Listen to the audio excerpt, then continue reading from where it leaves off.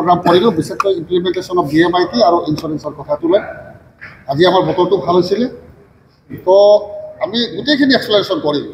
মই প্ৰথম ধন্যবাদ জনাইছোঁ প্ৰবোধ বড়ো ডাঙৰীয়াক যিজনে এনডিএফবিক এনেকৈ বুঝাই পেলাই ইমান মহান মানৱময় বুলি কম এনডিএফবিক জংগলৰ পৰা লৈ আহি আজি আমাৰ সাৰেণ্ডাৰ কৰাই বড়োলেণ্ডৰ যিটো শান্তি প্ৰতিষ্ঠা কৰিছে মই ঈশ্বৰক তেওঁৰ কাৰণে প্ৰাৰ্থনা কৰিছোঁ তেওঁ দীৰ্ঘজীৱী হওক।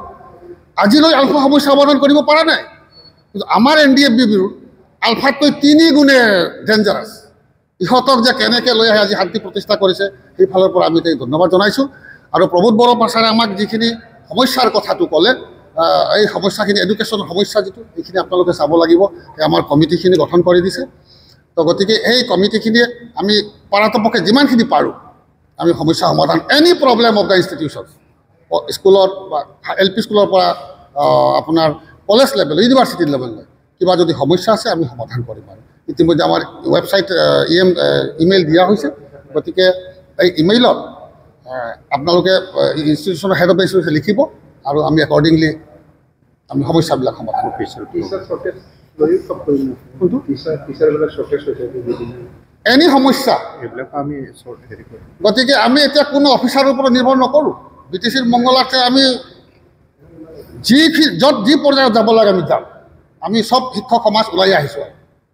আমি এনেই বহি থকা নাই। দেখিলোঁতো আমাৰ কিছুমান অফিচাৰ আছে BA পাছ কৰি ACS হৈছে বা IAS হৈছে তেওঁলোকে আমাৰ ওপৰত শাসন চলায়। গতিকে আমি আৰু এইটো নামানো। এইবাৰ আমি একদম যুদ্ধংদেহী মনোভাৱ লৈ লৈছোঁ।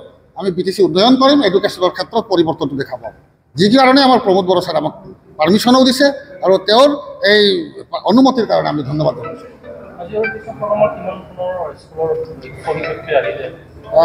একচুৱেলি আজিৰ প্ৰগ্ৰামত প্ৰায় 1100 হেড অফ দ্য ইনষ্টিটিউশ্যনবিলাক আজি বম্বে গুচি গৈছে। কিছুমানে 1100 ইনষ্টিটিউশ্যনৰ মানুহ যোগদান কৰিছে কিন্তু আমাৰ কোকৰাঝাৰত যোগদান নকৰিলেও আমাৰ প্লেনিংটো এনেকুৱাই কোকৰাঝাৰত গোটেই আগষ্ট মাহটো আমি DMIT টেষ্ট অৰিয়েণ্টেশ্যন প্ৰগ্ৰাম আৰু সমস্যা সমাধান এইখিনি আমি কৰাৰ কাৰণে ড'ৰ টু ড'ৰ যাম।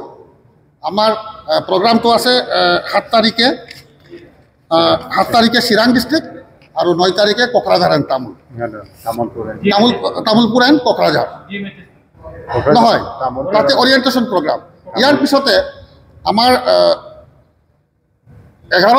13 জুলাইৰ পৰা 21 জুলাই আমি বাহৰ পাতিম DMIT টেষ্টৰ কাৰণে আৰু আমাৰ ইয়াৰ পিছতে আমি তামুলপুৰ বাক্সা ইয়াৰ পিছত চিৰাং লাষ্টত আমি কোকৰাঝাৰ কৰিম।